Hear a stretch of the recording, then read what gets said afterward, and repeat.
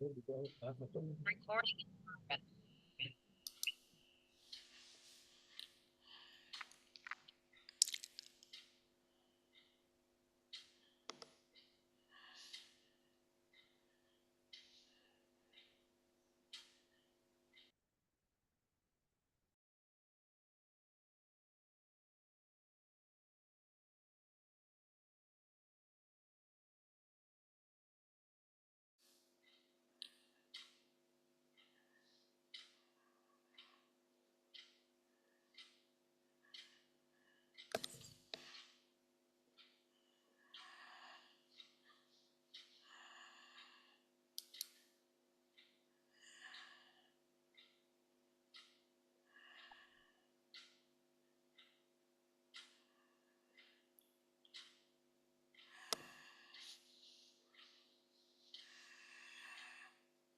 Ra Aure Mazda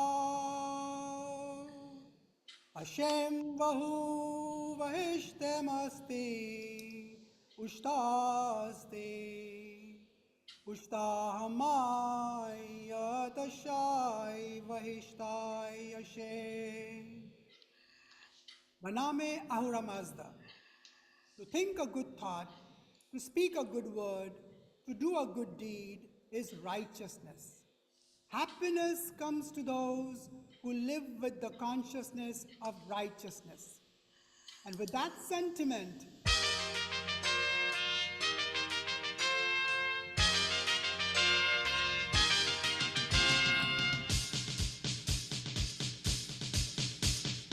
ladies and welcome to Bahumata, a program designed to build oneness with the consciousness of righteousness in humanity. The goal is not to grow the plant, but to plant the seed for each one of us to blossom with our own love, light, grace, joy, and peace. So sit back, relax, and get ready for this very special journey to enlightenment. And as you do, please join me in giving a warm Zartushti welcome to our very own Zartushti neuroscientist from United Kingdom, Dr. Karishma Koka. Thank you, my dear Baba Meher, for helping us put this program together and all your effort. Bahumata is meant to share the messages of the Zartushti Dana, the lived path. So it is people that follow the teachings of Asho Zarathustra, but are empowered to think for themselves. This is the second meaning of Bahumata. It means with good thoughts, but it also means the different opinions. Hence, recordings are done, shared freely, and each person who speaks shares their own personal opinion. And then they give meanings as they deem fit with references from the text.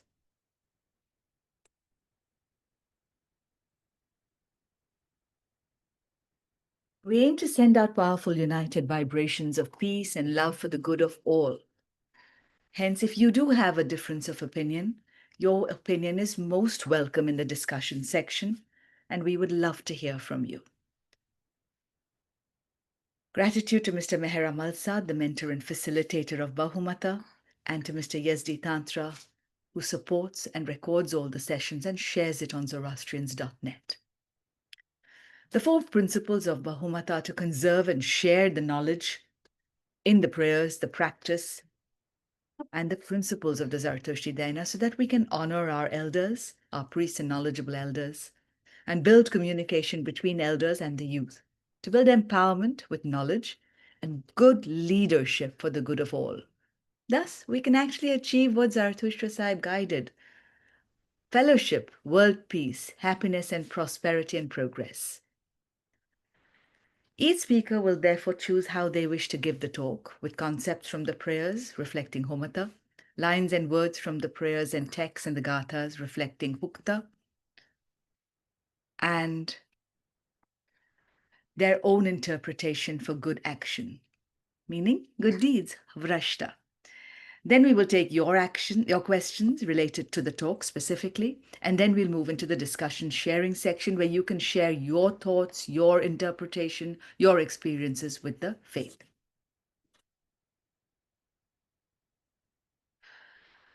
We're grateful to each of our speakers, and interestingly, this week we had Frazan Bilimoria's brother Shiroy Bilimoria as the youth, a brother of a speaker from last month.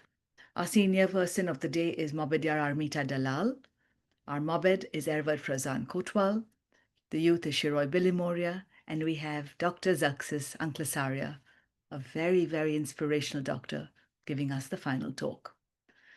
I'll hand over now to Mobedyar Armita Dalal for a prayer, Aham Bandagi. Hamaz or Hamal Shobin. Pushnotra ahurahe masda Hashem vuhu vahishte masti Ushto ahmoi Yatashoy vahishto Hashem Yatahu Vayu Ataratu Shashachi Hacha Venkeush Tasda Manango Sheotanenam Venkeush Masdai Khashatram cha ahuraya Indri gubyo dadatvastaram.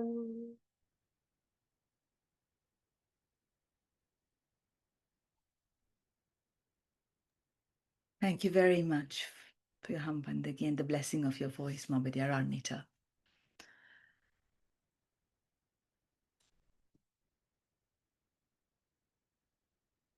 Armita Dalal was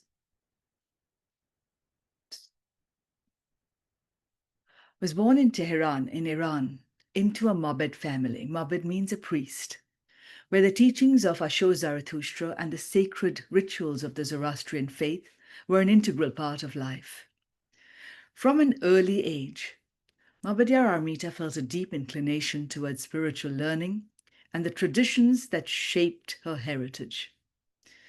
In her teenage years, she immigrated to the United States, a transition that opened new horizons, yet strengthened her commitment to Zoroastrian values. Over the years, in various capacities, she remained actively involved in Zoroastrian causes and community initiatives, striving to preserve and share the wisdom of the faith. As her spiritual journey evolved, Mobedyar Armita felt a profound calling to become a Zoroastrian Mobedyar. Mobedyar means assistant to the priest, thus continuing her family's legacy and serving the community in a meaningful way. This aspiration was realized through the gradual and transformative process, which culminated in becoming a Mobedyar in July 2022, on the sacred day of Amardad Roj, in the month of Amardad. In the year 3760 of the Zoroastrian calendar, coinciding with what's called the Amardad Jashan, a celebration of immortality and divine grace. Mobedyar Armita Jan is also deeply committed to cultural preservation, and she's actively working on the Dine Dabire alphabet project, an initiative aimed at teaching the ancient script to the Zoroastrian community and beyond. Thank you very much, Mobedyar Armita Jan, for all your work, which is elucidated in the paragraphs below for people to read. Your work will certainly have great impact in the Zoroastrian and the wider community. Please share with us your guidance on today's theme. Thank you Thank so you. much for the introduction, and thank you so much for asking me to be one of the speakers too. It's an honor, and I want to thank the team that puts the event together and creates this wonderful space for the thought-provoking subjects that every month you present and Dear Meher, the rhyme that comes through makes us even think double. And the connection of the subject matter to the teachings of Zarathustra, Ashu Zarathustra, and the connection to the Gatha verses is very deep and profound. And I feel very blessed, and I send my gratitude for this opportunity. So this month's subject matter, of course, is no difference, and it's another thought-provoking matter to dive into deeply and think about and relate it to the Gathas. And always you generously provide the Gatha verses that relate also to these subject matters. So this month, pause neutralizes cause. Learn to pause and reflect to understand the cause and effect. So was like, wow, let's dive into this and see what is it that we're even talking about. So I had to dig in. So, and also I realized that I needed to approach this subject in two parts. One is knowing what to do, understanding the subject matter, also knowing what to do. And the next step to me was actually being able to do it. So today's talk, I think for the time limit that I have, I can discuss the knowing side of the subject matter, but actually being able to do it, I'm hoping another opportunity will be presented so that we can dive into that, and at the process of finding the Gatha verses that relate to number 2 actually was also fascinating to me. Hopefully we'll share that. So, and also the realization, knowing and doing are two different things. And when we know something, also being able to take action is very important. So now I needed to also to better understand, to dissect the words. Cause, an action or event that makes something happen.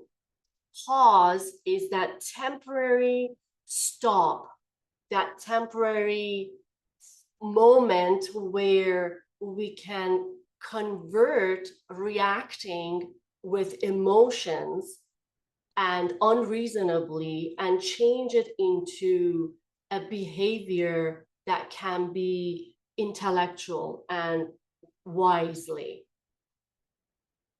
Reflect is just to ponder, to think, and effect is the result of our actions. So having this understanding, basically the mindful pauses then give us the control over our actions, helping break that reactive pattern. So instead of shouting out or instead of being unreasonable, our decisions that can be mindful, they can be bringing peace. And actually, this is what I call being aligned with Asha for a desired outcome.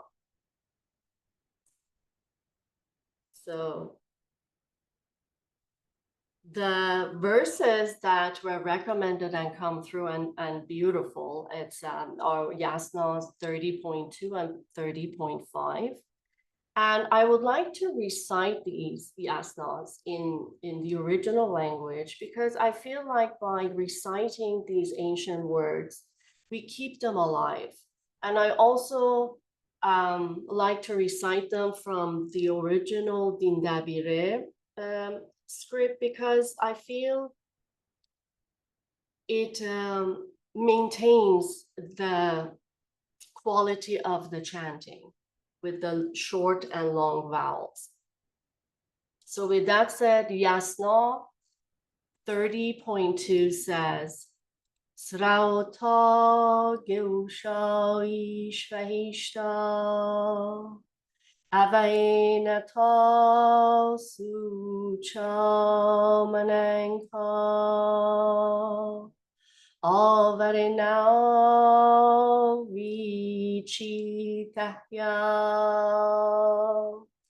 Nerem Wakyai Tanuye Haramazeyanko Ahmoine Asyoi Baudento Paiti. So what does this verse tells us?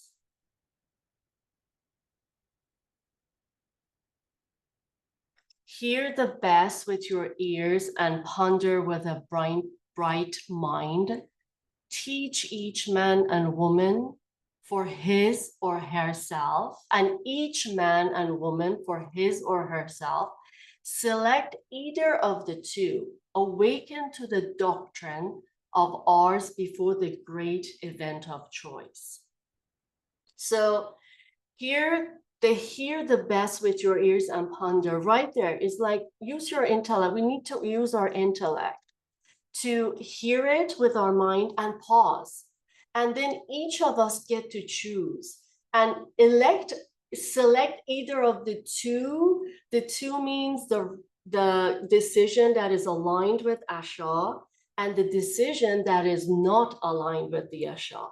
And each of these will bring the consequences that of our choice. And of course, the one with Asha will have that joyful end result, and the one that's not, it will not be a desirable outcome for us.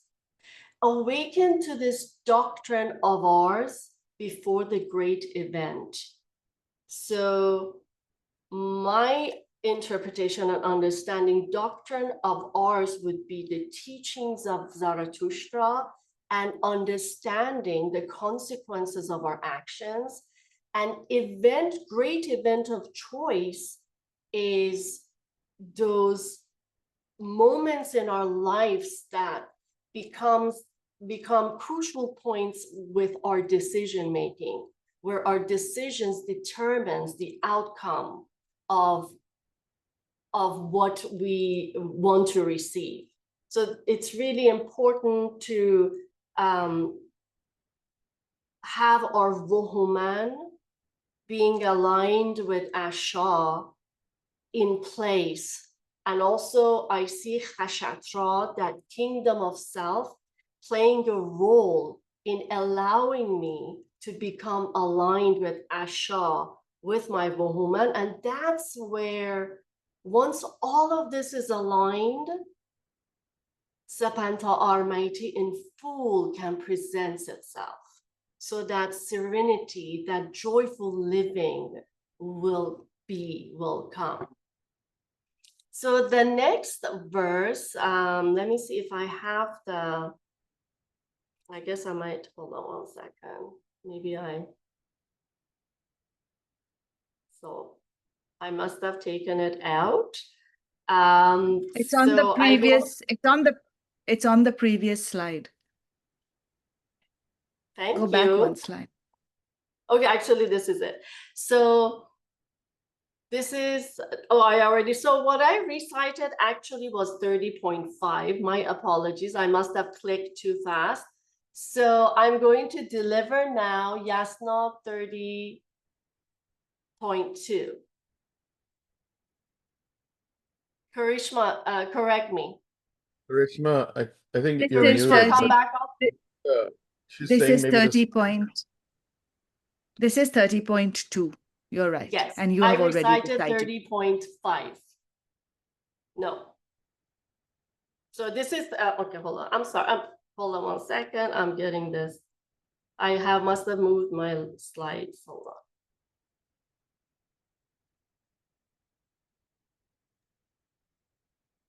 So this is 30.5. Pushnautra ahurahe mazdo. Ayo. Many, so, okay. This is what I took from the book. And this is Yasna 30.5. Ayav maniva varita. Ye verikva vachishta verizyo. Hashem meinu stenishto ye chatrosh dishten aseno vaste ya echa shno shemahuren Haithiawish, Eautanawish, Fraoret Masdam. So 30.5 says of these two mentalities, the two mentalities of not being aligned and the other being aligned with Asha, the wrongful mentality chose worse actions, and the most progressive mentality, as steadfast as rock, chose righteousness. And I think steadfast as rock is a very key point of view here. It's very key because to me, it's an understanding of a person who is grounded, who has confidence, who is in control of self. And I see Khashatra where that divine quality in the person will be present, where they can pause, when they can ponder, when things are chaotic, and emotions could be at their highest level. So therefore, those who would please the wise God may do so by choosing true actions. Also, here, by pleasing the wise God or Ahura Mazda, what I hear is to be harmony, to be in harmony with Ahura Mazda, with that greatest wisdom. And when we as spiritual beings are in harmony with the great wisdom, with Ahura Mazda, with the creator, things align. Asha is present. Wuhuman is present. Khashatra will be there. Sapanta Armaiti will come, and the collective effort of these Amisha Spandan, their presence within us, bring us to the level of Horvatat and Amaratat, which is a different discussion altogether. But this is also present and beautiful understanding of teachings of Zarathustra. So this is a little scenario of two people having a discussion, the person first opening a dialogue, I guess, is not it's emotional, blabbing it out. The other person is emotional, responding, and oh boy, chaos comes through. This is a demonstration of when actions are not aligned with Asha, when we don't have that pause and reflection to allow us to come up with the wise reaction. And then, of course, the effect is chaos. Now we have this other scenario where the pause happens. This person here, I don't know if you can see my little arrow, but this person is pausing, pondering. And then the communication happens, and the outcome and the result is order, is peace, is joy, is understanding, it's resolution. So in summary, I want to say this is my understanding of the two verses and the profound and thought-provoking subject matter that was presented to us. So basically is in summarize, it's like to be able to pause for a desired cause. Mir, dear Mir, I rhyme too.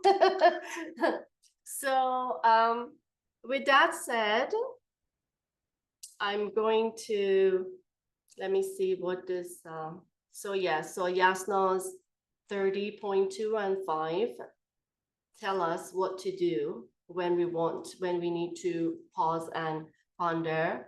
And then challenge remains, but I'm going to stop my talk here because I still question knowing what's right is one thing, but doing it in real life when distressed is another.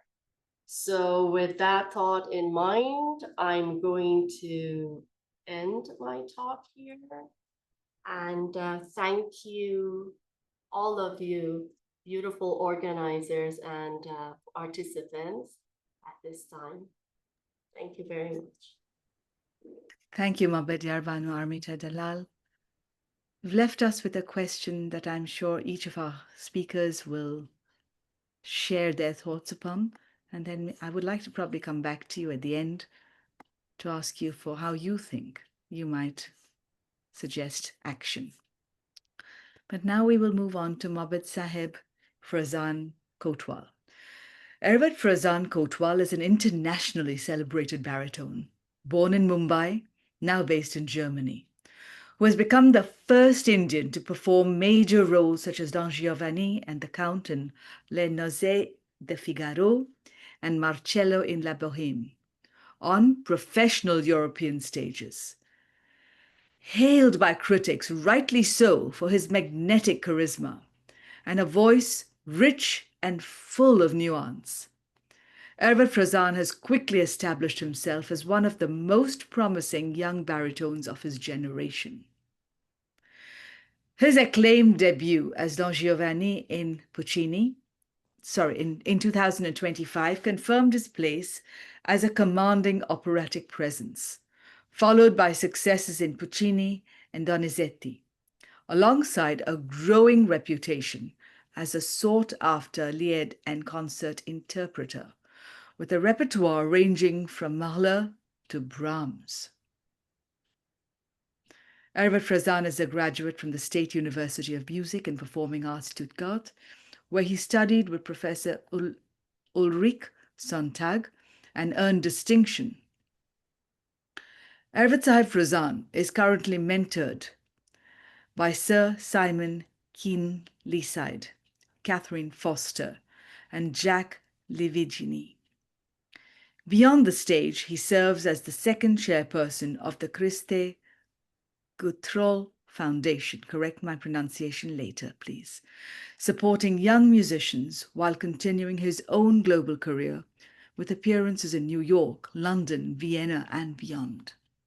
Blending artistic brilliance with social commitment, Ervat Frazan represents a new generation of opera singers who redefine what it means to be both performer and cultural ambassador. It is important also to probably note that Ervat Sahib Frazan Kotwal is from a distinguished Mabed family and continues the lived tradition by inspiring people with the vibrations he creates when he sings. He truly inspires and manifests Aura Mazda in his song.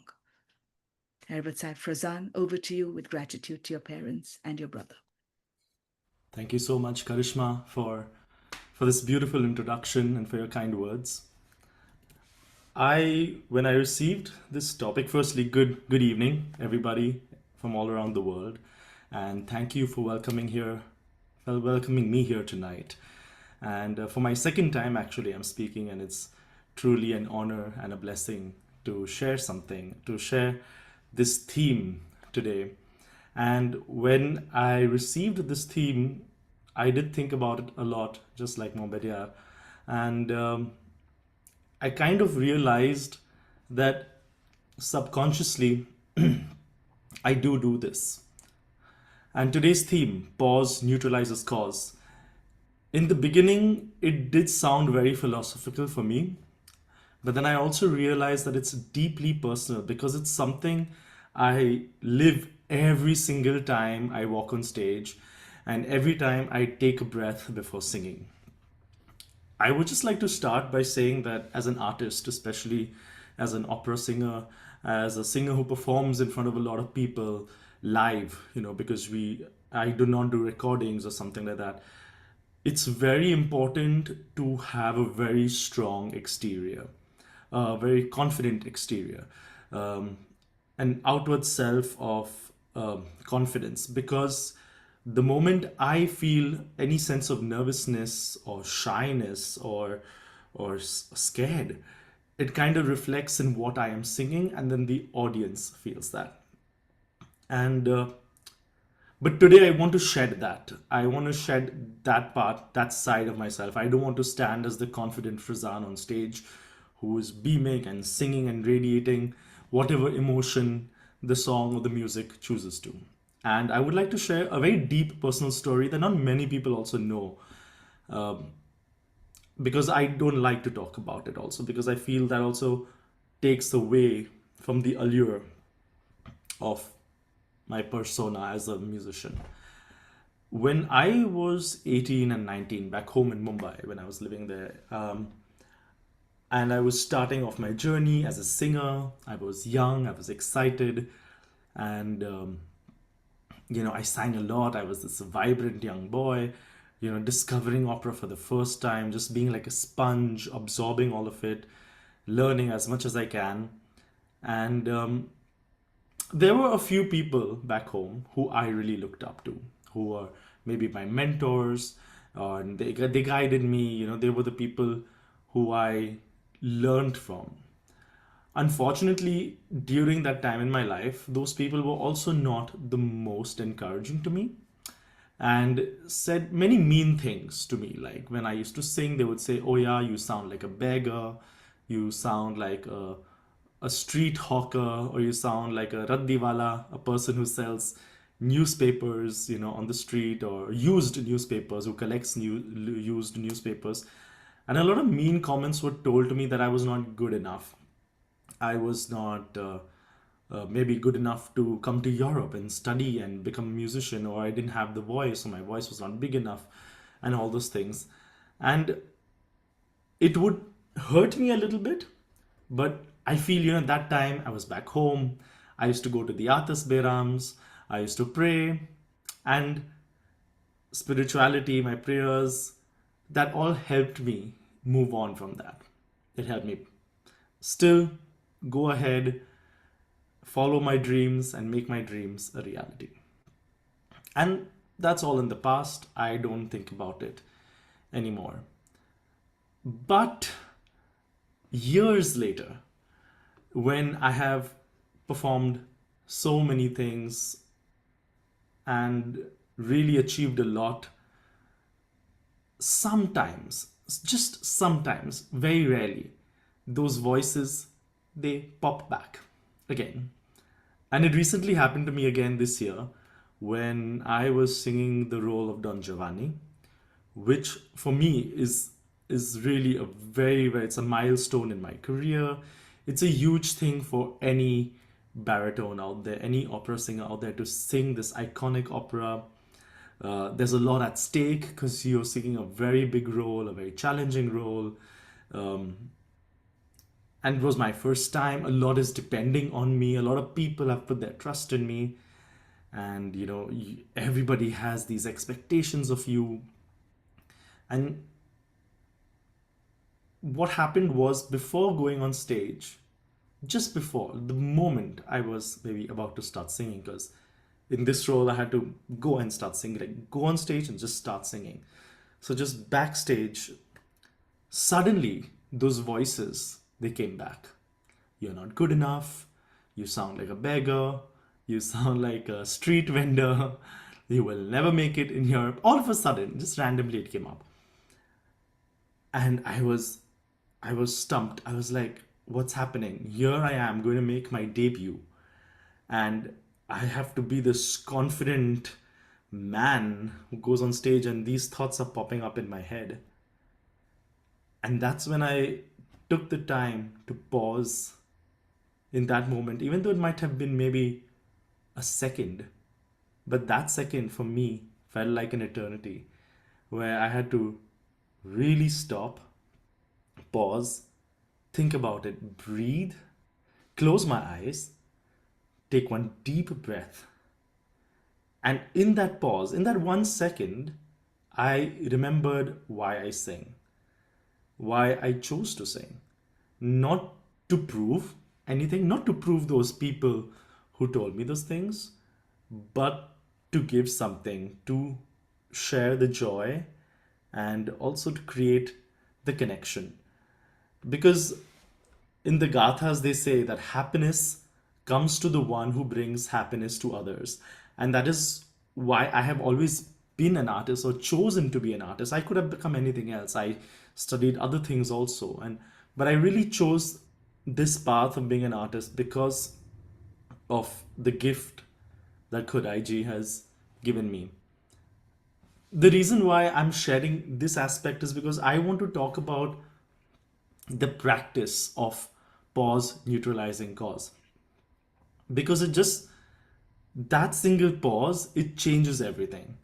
It neutralizes the noise, it neutralizes the fear, and it brings me back to the reason I'm here, or to the reason why I'm also doing this.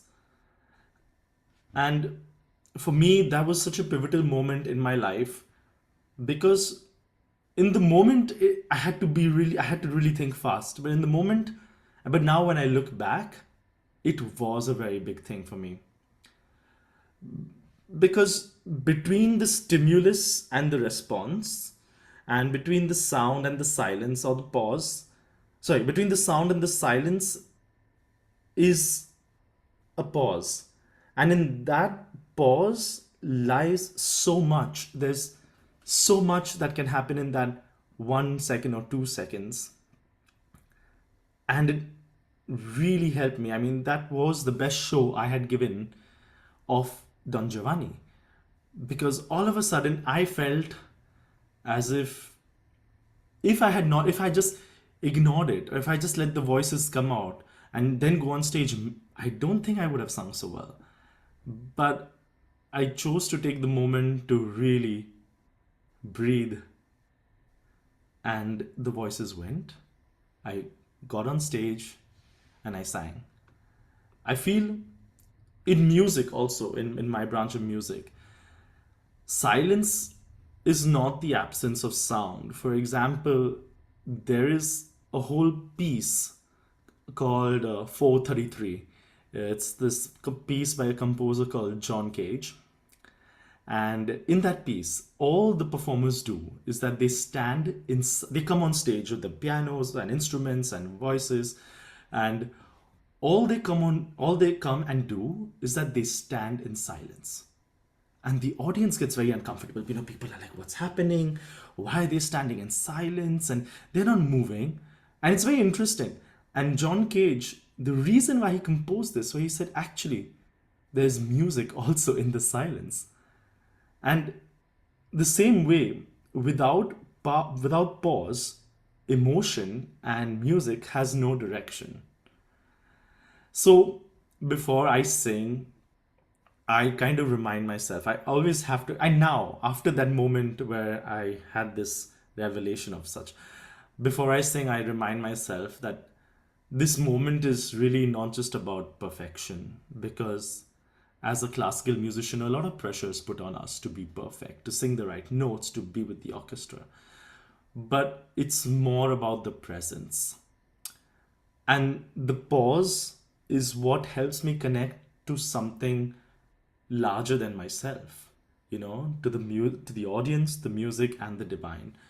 And over time, I also realized that this isn't only just for the stage. Many times, as I feel, I mean, I know I'm a very impatient person, and also a very direct person, and sometimes things come out, and I thought to myself, as like, wait, why can I not do the same thing in my life like the way I do it on stage?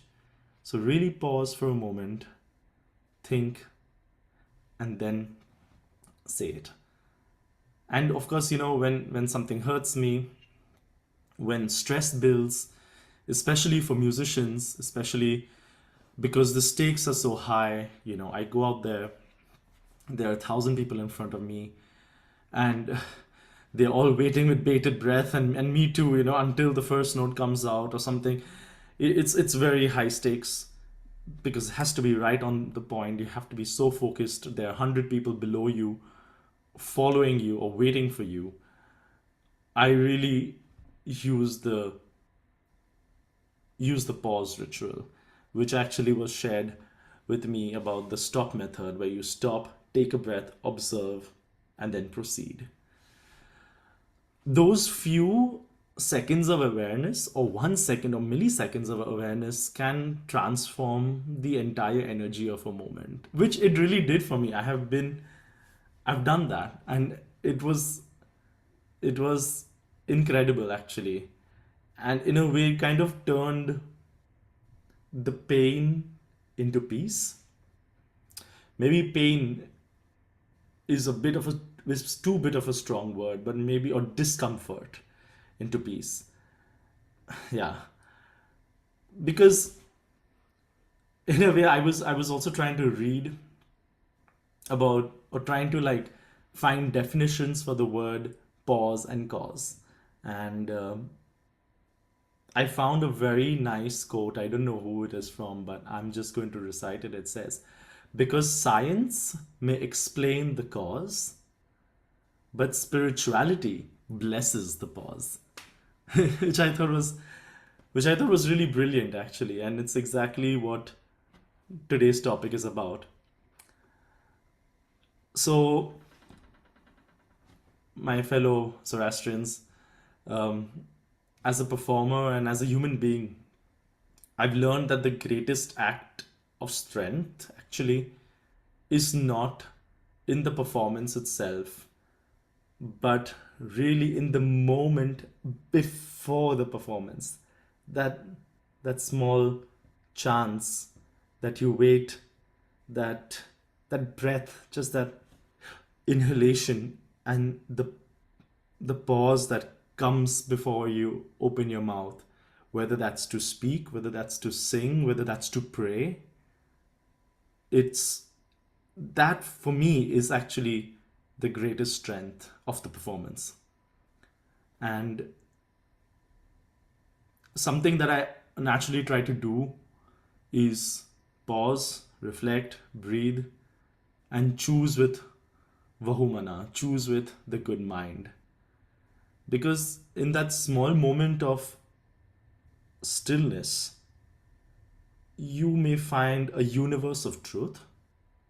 You may find your freedom. You may find your confidence, which was in my case. Uh, and you may also find your ushta, your happiness. And yeah, that's what I wanted to share, this deep personal story with you. And yeah, that's what I would like to finish today's topic about. So thank you so much for your attention. Very well said. Truly brilliant. The last time I met Ervat Saif Razan Kotwal was at the Youth Congress hosted by the ZTFE in London 2 years ago. And Mummy had referenced a verse from the Atarshnyas that reflects upon what Ervat Razan just taught us. That Asho Zarathustra dedicated the very breath of his life. He says, Ushtanim dadaiti, tu Asha, tu Auramazda. So this concept of the breath being dedicated to manifest Auramazda, thank you for reminding us, Ervat Saif Razan. It was beautiful. Thank you. It is in that. Oh, Yes, go on. What? No? it is in that pause that one gets the enlightenment between breathing out and breathing in. And again, between breathing in and breathing out. Thank you. That slight pause is everything. Thank you. We now reflect upon the life and lessons from another youth, Shiroi Bilimoria. Shiroi Bilimoria is one of those youth who will stand, waiting to assist whoever needs assistance. His reassuring presence gives me hope every time I see him. He's a PhD candidate at the SOAS University under Professor Almut Hinze. Shiroi has already done his MA in Religion and Global Politics from SOAS. And before coming to the United Kingdom, for his MA, he has already been trained in the Dr. Bhau Dadi Lad Museum in Mumbai for 6 years, where he started as an intern and was promoted as a curatorial assistant. Before that, he has completed a BA in History and a BCom in Accounts and Economics. What Shiroi brings to each interaction he has with the simplest of people or the eldest of people is Louder. truly inspiring. And that was the reason Mummy chose him for this rather difficult concept, which I'm sure he will make simple for us and yet inspiring. Thank you, Mummy. Thank you, Shiroi. Good day to everyone who's joining us from across the world online. And first of all, big thank you to Dr. Koka and Jaru Aunty for thinking about me, for just thinking and for thinking that I'm worthy enough to be on this stage to share anything about such a complex topic. Big thank you to Mr. Amalsad as well for all his support and encouragement in this matter. And to my two fellow speakers who preceded me, thank you so much for your very insightful and moving presentations. It was truly wonderful to hear from you both and to share this virtual stage with you. Right, so as Dr. Koka mentioned, I'm a PhD student, so I'm going to be a little technical. Yasna 30.2 is the third 30, yeah, the third hymn of the Aunaveti Gatha. So it's part of the Aunaveti Gatha, and it's one of the most important verses of the Yasna. And according to me, as it forms the foundation of our religious way. This verse speaks about duality and free will. So Zoroastrianism is, although considered a monotheistic religion, it has various elements of duality baked into it. In this particular verse, Yasna 30.2, which is so often quoted in academic publications, and even I've used it in my own research. So in this verse 30.2, Zarathustra exhorts us, all of us, to make the right choice between good and evil, because this is the crux of Zoroastrianism. This is the basis of Zoroastrianism. It is this cosmic duality, this cosmic battle between good and evil, forces of light and darkness, Ahura Mazda and Ahriman. So this is where we are told to make the choice. Either we choose and side with what is good and strengthen the forces of good, strengthen the forces of light, strengthen the forces of Ahura Mazda, or we make the bad choice and inadvertently strengthen the forces of bad, strengthen the forces of Ahriman and darkness. So it encourages us not only to make this choice, but how to make this choice. Because when you look at the creations, the seven creations, of the seven creations, humans are the only creations who have been granted, who have been bestowed both free will and wisdom. Not just free will alone, but free will accompanied with wisdom. Because free will on its own is not quite the game changer. You need free will with wisdom. So, this particular verse, what it does is it encourages us to use our wisdom to exercise our free will and make the right choice. Because as I mentioned, using free will without wisdom does not guarantee that you will be making the right choice. Animals potentially have free will, but the lack of wisdom is the reason why sometimes they may make a choice which they may go on to regret in a short or long span of time. That is why this particular verse is so important. It teaches us not only about free will, but also wisdom. So we've been bestowed with both free will and wisdom. So we are supposed to exercise our free will after due consideration and after use of our wisdom. That is Yasna 30.2. And 30.5, again, further down in that same hymn, is now talking about the consequences of the choice that you make using your wisdom. It is part of the same Aunavaiti Gatha. It is part of the same hymn of the Aunavaiti Gatha, which is also consequently one of the, I think it is the longest of the five Gathas. While 30.2 speaks of free will and wisdom and choice that we have to make between good and evil, this particular verse, Yasna 30.5, speaks about the consequences of that choice.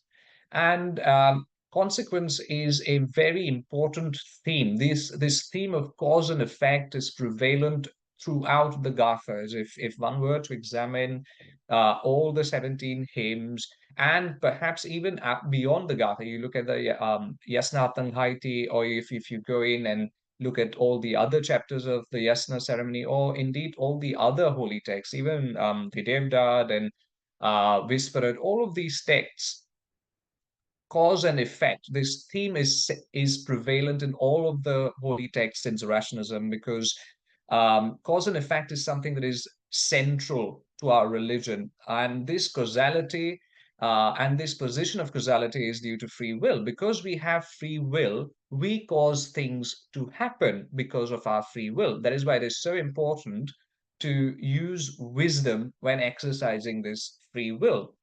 Now, I have some, let me tell you a little bit about my research. I'm looking at the entrepreneurial spirit within the Zoroastrian community and how it ties in to our theology.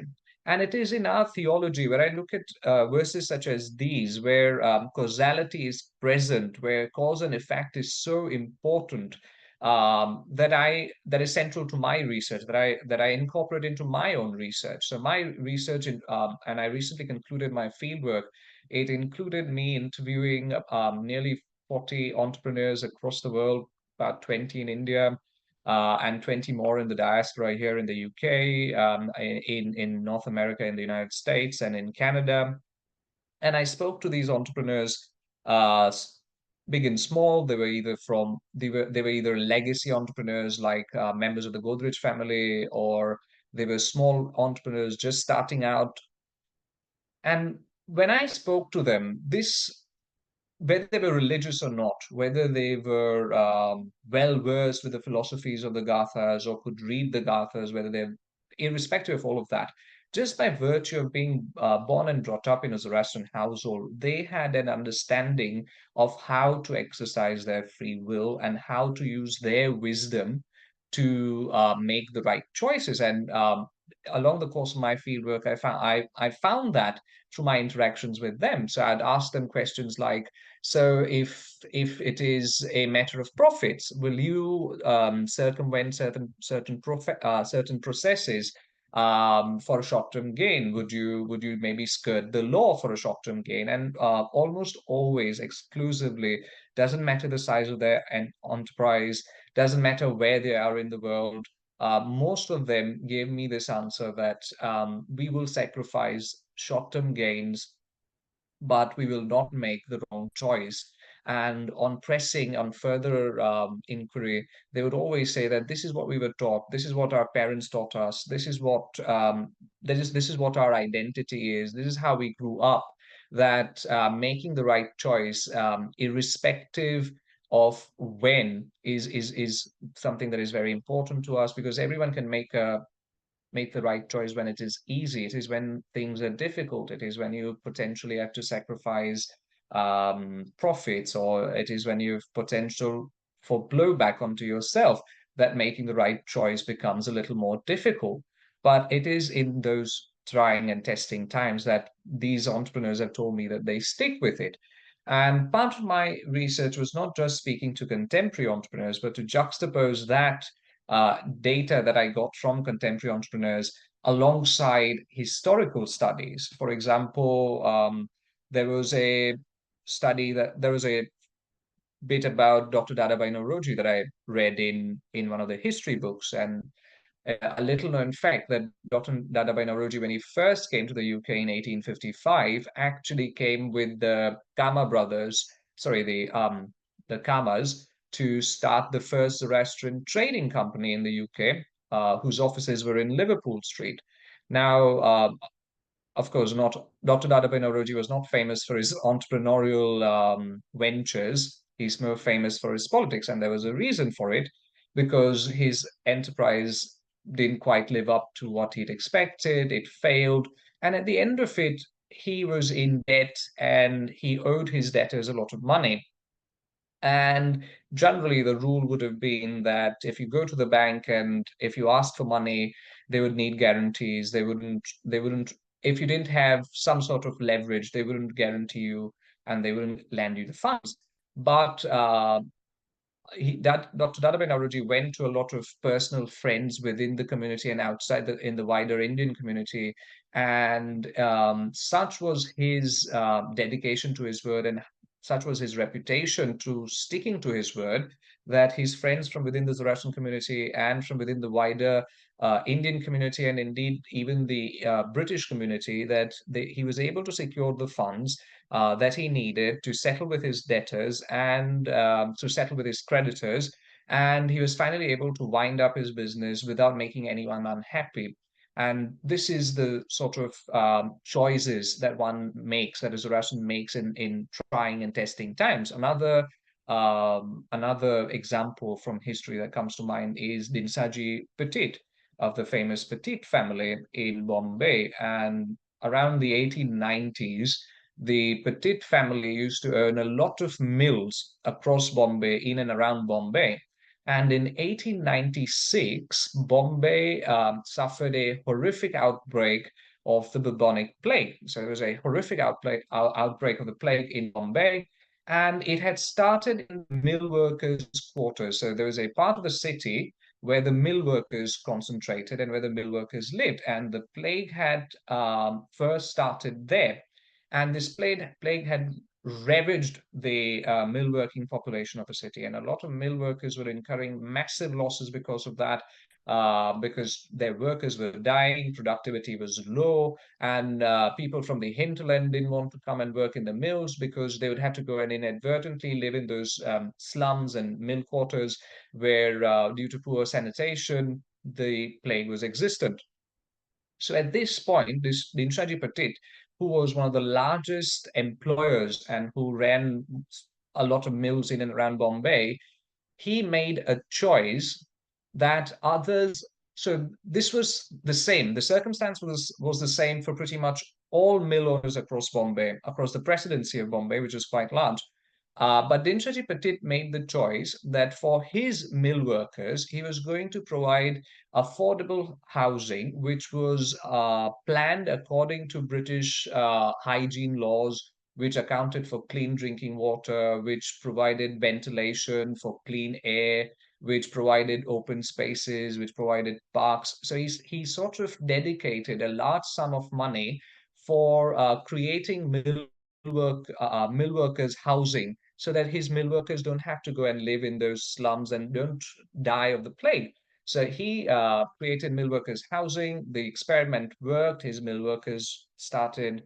So he shifted those mill workers into that affordable housing, and his productivity improved. It improved to the extent that Dinshaji Petit's idea became the blueprint. When the plague finally ended in around 1905, the British government of the Bombay Presidency implemented more or less in totality Dinshaji Petit's blueprints into forming the Bombay Improvement Trust, which made affordable housing for mill workers mandatory across the city. So Dinshaji Petit made this choice, this conscious decision, long before it was mandated by law, that he wanted to safeguard his workers, and he wanted to give them good housing. Yes, of course, he stood to gain from their productivity, but they stood to gain from his generosity as well. So this is cause and effect. This is making the right choice. This is using your free will with wisdom and foresight. Another similar example from another great titan of industry that comes to mind is the industrialist Pirojsha Godrej. And Pirojanagar in Vikhroli, for those of you who are from Bombay, would know. Pirocha Nagar is this great industrial complex in Vikhroli, in the suburbs just outside of Bombay. And the Godrej family bought the land in 1946 and developed it with, they've got plants on site, and they've got workers' housing, they've got schools, they've got a hospital, they've got a social facility for the workers. So Pirocha Godrej did all of this. He provided free education to the children of workers. He provided medical benefits to workers and their families. He provided affordable, clean housing to his workers. He provided recreational facilities to his workers and their families. And he did all of this. He made a conscious choice to do all of this to keep his employees happy. Because I recently, when I went to India in last year in March, I had the opportunity and the honor to work at Godrej Archives in Vikhroli and to go through these handwritten letters, most of them in Gujarati, between the two brothers, Ardeshir, the founder, and Pirocha, his younger brother, to whom Ardeshir had bequeathed most of his business. And the exchanges that the two brothers had was very much keeping employee happiness in mind. And the reason for that is they believe that a contented employee is a more productive employee. And it's not something that's it's not an epiphany that's only ascribed to the Godrej family. It's a globally recognized management principle today. It's just that these two brothers, nearly 120 years ago, thought of this, which then resulted in Pirocha transforming this, his vision and his brother's vision, into Pirocha Nagar. So I have, from my research, come across several of such experiences where Zoroastrian entrepreneurs have made a decision, have made a conscious choice, have exercised their free will with wisdom. This is the cause and effect. This is essentially what my research is about. Why did Zoroastrian enterprise flourish so much? It is probably because of causality like this. It is probably because of the foresight that people like Dimsaji Petit and Pirocha Godrej had. And this is the sort of thinking that also filters down into modern day entrepreneurs that I've had the pleasure of meeting. And even they narrate plenty of such episodes where they have had to make a conscious choice to to forward their own entrepreneurial vision. And that's all I have to say about this particular topic. Hopefully it was hopefully you find it useful. Thank you very much. Very well said. Beautiful. Thank you, Shiroi. We wish you the very best in your research. As we reflect upon what Shiroi said, let us now come to our next speaker, Dr. Anklasarya. Dr. Anklasarya embodies the concept of all that one wants to be. And he has the strength with which to be humble and accurate. He's really an inspirational person, and I do hope many of you get to meet him someday, him and his wife Zenia. Dr. Anklasarya is a fellow of the College of Physicians and Surgeons of Pakistan. He has been the managing trustee, Nargish Jamshed Dubash Charitable Trust in Karachi since 2020 and continues in this role. Since 1986, he has also been the trustee of the Gulbanu and Dr. Barjor Anklasarya Nursing Home in Karachi. Vision is key to the Zoroastrian Daina. Daina means insight, that internal vision. And the reason Dr. Anklasarya was invited to today's talk is not just because he's a consultant ophthalmologist, but when you speak to him, there is a certain insight one receives. In the SD Anklasarya Eye Hospital in Karachi, the areas of specialization that are covered are phacoemulsification, refractive surgeries of different types, treatment for glaucoma, treatment for dry eyes, and keratoplasty. In addition, Dr. Xerxes Anklasarya is father to a previous speaker we have had on this call, Dr. Barjor Anklasarya. So today I hope you will gain a lot by hearing examples and insights from Dr. Xerxes Anklasarya. Thank you, Dr. Xerxes, for being with us. Hello. Hello, am I audible? There is go a ahead? loop coming in. There is a loop coming in. Xenia, are you also connected? Could you disconnect? Yes. Just temporarily, if you could. Thank you. Perfect. Yes, Dr. Xerxes, please go ahead. Hello, hello everybody. Good evening to all my friends. Hello, Karishma and Jaru auntie and my good friend Meher Amal Sad. We have been together from class 1 till the inter-science. When I pursued the medical field and he went to pursue the engineering field in the famous NED Engineering College built by the Parsi community. And he was a very outstanding student. We used to go to Akhari every single day and used to meet there. And that was a time when I was really inspired by Meher, that he had a great inspiration for religion. And he was a great inspiration to a lot of us when we were young. So before waiting for too long, let me start my topic. I would like to say first, Behram Roj Mubarak to all of you. And Schnautra Ure Masdao, because I use these words in every day of my life, whether it's an operation, whether it's a lecture, whether it is teaching people, whether it is guiding, or any difficult cases, I use the word Schnautra Ure Masdao, and this is the guiding stone of my life, which has been very helpful. It gives me great pleasure to speak before this august house on a topic, pause, neutralize the cause. When I met Karishma in London, she told me that she wanted me to be a speaker. I said, Karishma, my problem is if I start talking, I will not stop talking. But I was warned that I should be only talking for 7 minutes. So if I exceed my time, please apologize to me. But I promise I will not take you long.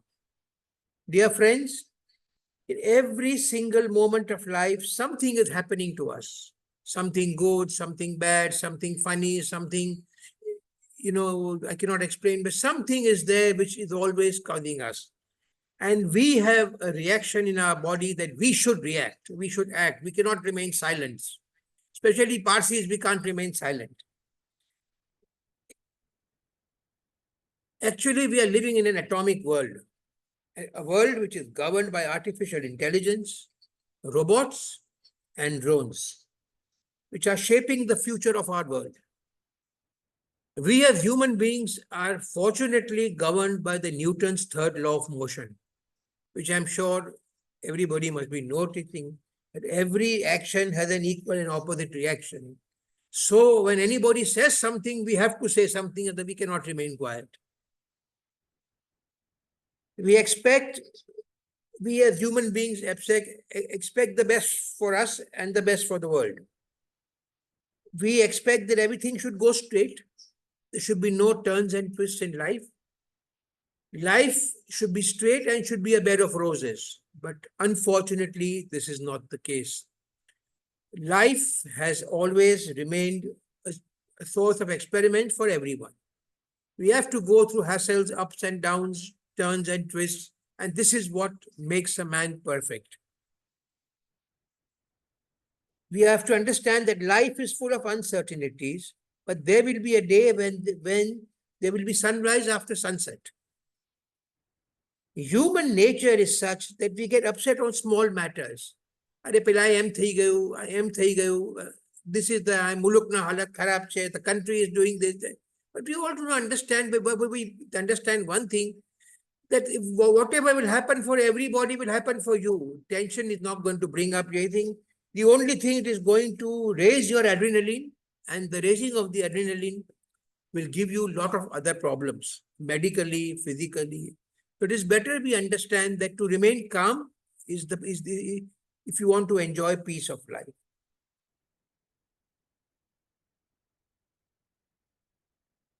We human beings have been bestowed by Almighty to stop and put things the right way. Yes, we are. God Almighty has given us the power to do things what we want. The previous speaker gave beautiful quotations and references of the great Parsi community. I mean, Petit family, Godrej, Tata, and I mean, and when we hear such inspiring moments, we really feel that our community has given more to this world than he had even accepted. I would like to add just one moment of some quotation which I've been always taught in life, that one moment of patience may ward off great disaster, but one moment of impatience may ruin a whole career. I remember in young days, when we used to get angry over things, I was told by a very senior person that temper is a very valuable thing. Please don't lose it. And there are times when we understand that we want to talk to tell something and we want to exercise our rights and we think that our telling this is that, then we have to understand. There was a quotation by one of the very famous persons in the Parsi community, Mr. Adeshar Kawasji, whom I have the highest respect, who passed away, to say that you cannot teach shame to the shameless. This is what I believe, and this has now made me realize that you cannot change everything. To first change yourself, and seeing you as change, people will consider you as a mentor and will guide you. Now, what happens that when we pause, we create a space.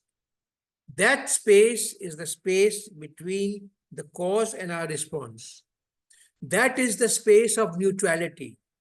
This space is given awareness.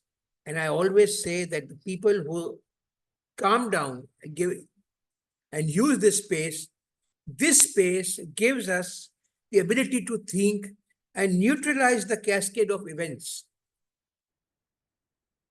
I always tell my Muslim friends that you all have the whole book of hadith which guides you, giving you different examples of what the Prophet Muhammad said, what Hazrat Abbas said, what Hazrat Ali said. But we have no hadith. We have 3 words. Ladies and gentlemen, we have 3 words by Zarathustra: good thoughts, good words, and good deeds. And that is the entire world. If you think good, everything will be good. If you wish good for others, goodness will come to you. If you think evil for others, you will not progress. This is the same thing which has been done. Lord Buddha calls it mindfulness. The Bhagavad Gita calls it self-control. And Jesus Christ shows it silence before judgment. What I understand from this talk by others and myself, that pause is the meeting point of patience and awareness. You have to dissolve your ego. For God's sake, it is your ego which is the cause of all these problems. And if everyone and anyone controls his ego, he's okay. And once your ego is controlled, the heart takes charge.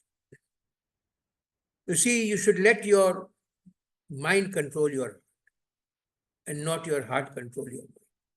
Because if this happens, you will be in trouble. Pause is actually not a weakness. If people say that, oh, he said this and you didn't say anything, and if you remain quiet, ladies and gentlemen, I assure you, silence is golden. If you look and listen to the story of great people, they have always remained silent and spoken very few words. Pause is the meeting point of patience and awareness where ego dissolves and the heart takes over. Anyone can shout, strike, become sensible, try to be rude, try to be, worthless, try to even become physical, but you have to understand that it doesn't take you anywhere long. The actual relationship between pause neutralizes cause is that when you are in problem, when you are in thinking in time, if you just relax and say, Shnautra Aure Mazdao, or say, Aura Mazda, come to my help, I am a great follower of Dr. Kukadaru Sahib and Shai Faridun. I always say, come to my head, please. And I'm sure it is the help which we see that the effect of the others is totally neutralized, and your silence speaks for words. This is what I've been told, that small minds discuss people, average minds discuss ideas, geniuses remain in silence. And I think the best thing to use and the best profession, I think, is that you should try to remain calm as possible. It is the calmness in yourself which destroys the ego of your opponents. And I can always say that the people who are of very few words and the people who are able to communicate in very short sentences are the successful people in life. And at the end of the day, everyone has to understand that God is great. I again repeat, God Almighty is great. All you have to do is wait. You wait for your turn, and I can assure you, everyone in this life has gone through these hassles, gone through stress, gone through strain, and the ones who have remained calm and have had faith on Ashok Zarathustra and his prayers and followed the path of Asha, which the previous speakers have clearly mentioned, I can assure you, in my 67, 60 years of life, I have seen that the ones who've remained calm and the ones who have not been exotic or not tried to push their way have been successful and are great respected leaders in their field. I have nothing more to say. I think the other speakers have covered it so well. And I thank all of you, that Karishma, Jaru Auntie, and my good friend Meher Malsad, and all the speakers, that you all have done a wonderful job. Thank you very much. And God bless you all. And if anytime you, Karishma or Meher, you need me, I'm just a phone call away. I would like to request all these younger generation people to please try to understand that God proposes and man disposes. It is God Almighty who is thinking of everything. If something is not going wrong, try to understand God Almighty is sitting there to make it go right, provided you are doing the right thing. Okay? Facts will speak for themselves, words will speak when they want to come, but God Almighty will stand next to you in all difficult hours. Please pray to Him. It's a well-known saying in Urdu. I don't know how much of you know Hindi or not. The one who bows down before God, He doesn't let him bow down before anyone. And this is my true belief in Ashad Zarathustra and the Atas Patsa, Shai Faridun, Mushkil Afan, Behram Yajad, Mukadaru Sahib. And I would request the whole community to please, this is up to you to decide, but our religion, our prayers are very powerful. And whenever we prayed, God has stood next to us. I hope I have not taken much of your time. My wife is sitting next to me saying, now this time. So I will say thank you very much to all of you. If anyone has any questions, I be glad to answer with the panel. Okay. Thank you, Mayor. Thank you, Karishma, and thank you, Jaru Auntie. God bless you all. Good night. What a superb speech. Absolutely Yes, sir. wonderful.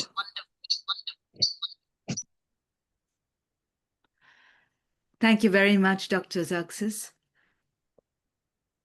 That was a very profound session. Brilliant speakers. Let's now take the questions from our brilliant audience, because it is in the dialogue that we can build even more knowledge. There's a question from Professor Mehran Seferi.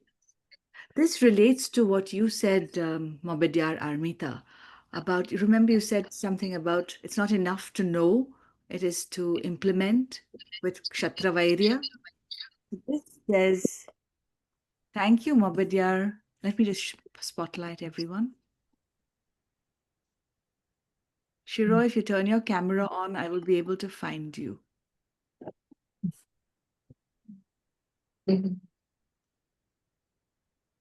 Let's give it a moment. Yes, Dr. Cook, I'm here. Lovely. If you turn your camera on, then I can add you to the spotlight, please. If you don't mind, thank you.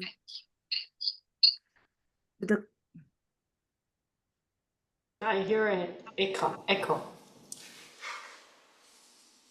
Yes, I think Dr. Xerxes, until you speak, maybe mute and ask Auntie Zenia to mute.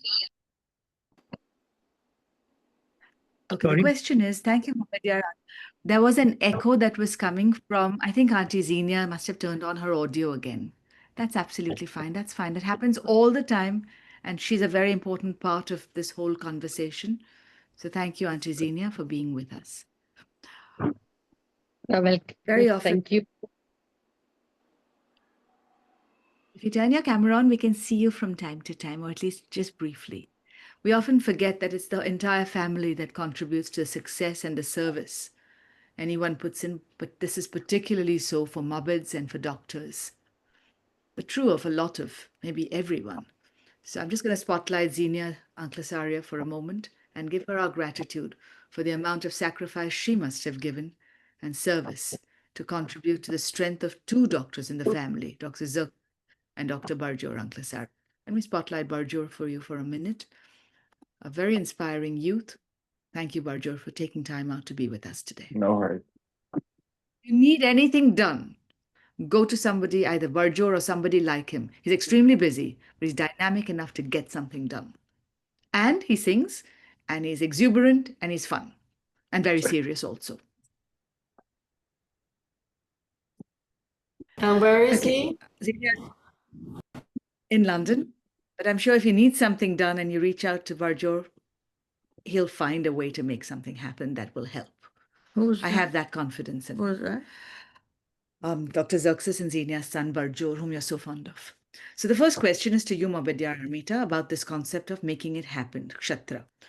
So Professor Mehran Seferi, would you like to ask your question in person? Thanks for giving me the time. First of all, I want to thank Armati. We are proud of her. And that was a delightful speech. The question I had is not just a silent ponder or a pause. It has to be pondered with a bright mind, as you said. And my question is to the bright mind. My bright mind might be different from your bright mind. So how do I know that I've made the right choice? I appreciate if you elaborate on that. So I feel this is a personal journey for each of us, and it's the consequence of our actions that will tell us if it was the right choice or not. And I feel we still really do not have the exact absolute answers, and every situation is different from the other.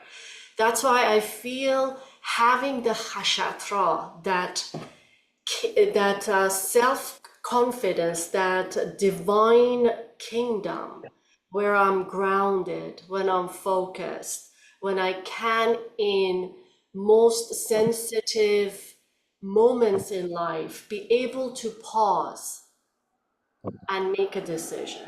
And the goal is to make the best decision which is aligned with the right path, so that the outcome is desirable. But if you look around our world, we are in a chaotic existence, and we have been, and we know about this. We know about good thoughts, good words, good deeds. We know pausing is so important. But the question that also remains with me is how? How do we develop that sense in us so that consistently we can make that cause? And I go back to Khashatra, and actually I was thinking, like, I want to see in the Gathas, what did Zarathustra do at the time of turmoil, at the time where he was in agony, because he didn't have a very easy journey in life. How did he handle it? And I knew there were verses in the Gathas, so I didn't know exactly where, and I didn't pick up the phone to call Dr. Koka and say, can you tell me which verse? I wanted to find it myself. So I consulted with my spiritual sister, and in that moment, she's like, you know what? Let's practice this. Let's take a deep breath. recite the Ashamvahu prayer and see what presents. And I did that, and we opened the verse of the Gatha. And verse 46 came up, opened up. So this is the conversation, a heart-to-heart that Zarathustra at time of turmoil has with Ahura Mazda. And in 46, 1 and 2, he says, "To what land should I turn? Where should I turn to go? They hold me back from my folks and friends. Neither the community I follow pleases me, nor do the wrongful rulers of the land. How can I please you, wise God?" And 2 says, "I know, wise one, that I am powerless. I have a few cattle and also a few men. I appeal to you. Please see to it. Lend me the help a friend gives a friend. Grant through righteousness the riches of good mind." And this was so touching to me that this dynamite, amazing leader at time of turmoil, instead of going into anger, creating war, creating fights, attacking another leader, is pausing. And how is he pausing? He's praying. This is prayer to me. A one-on-one, heart-to-heart conversation with the wise creator, Ahura Mazda. And I go back to your talk, Mobed Frazan, about the prayer in your earlier stage of life. And I feel like prayers and meditation actually are 2 important tools that we have. There are many tools, but one thing that personally has helped me, and it's been on my journey, is prayers and meditation. And I was so grateful to find this verse the way it did, the way that also happened. It was an actual process of how to be able to resolve something that you need to resolve and come up with the good outcome that you're looking for. I have to tell you, I also know there's a verse about meditation. Again, I didn't know what verse. And I've been looking for this particular Gatha book that I couldn't find, and I couldn't place where I had put it. So I have this urge in me that I need to walk to a point in the house, and I look for it and it's like, oh my gosh, it's there. I take a deep breath, I recite the Ashamvahu prayer, and I open it. So the verse that shows up is 43.15.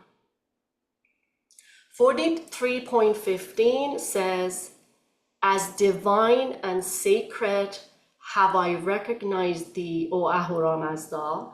When Vuhuman entered within me and light of truth and knowledge brightened my heart, then I realized that silent and deep meditation is the best means of acquiring knowledge and spiritual insight."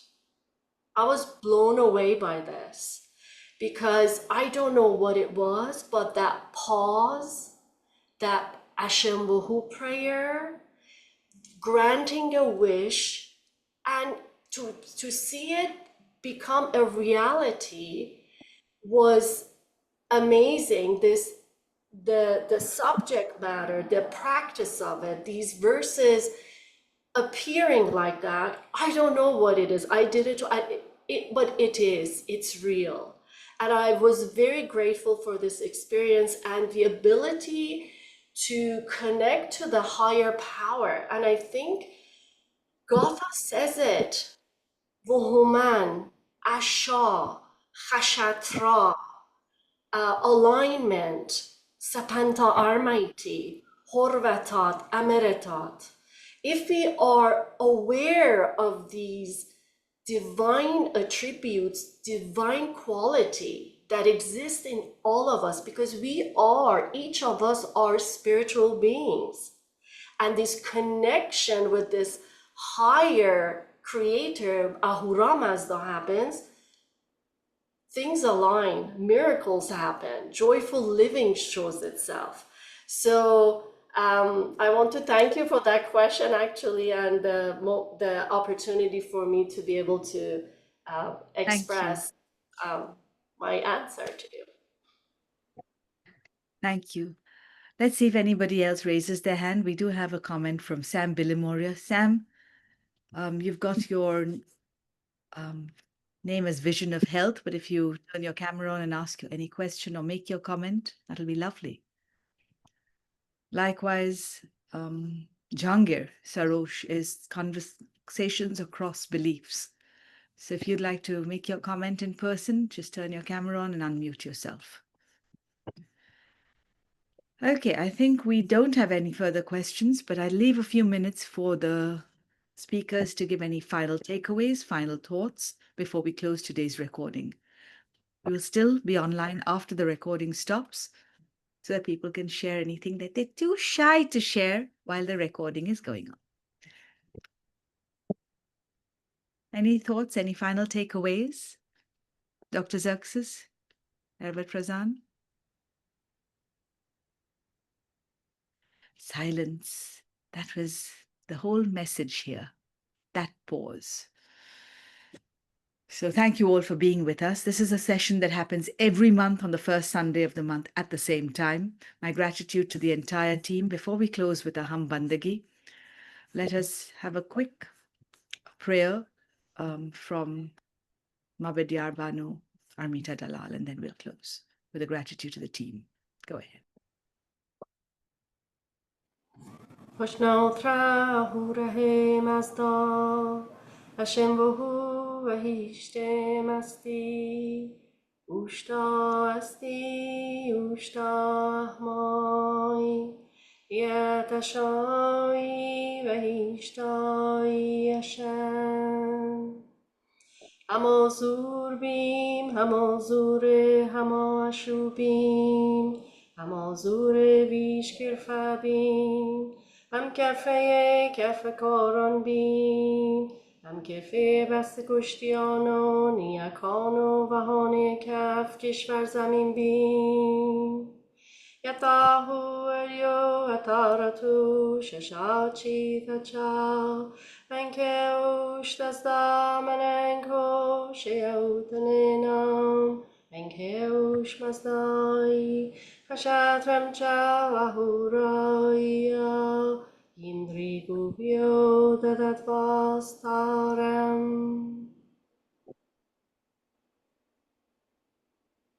Thank you all very much for being with us. Let us give a note of gratitude to the entire team of Bahumata.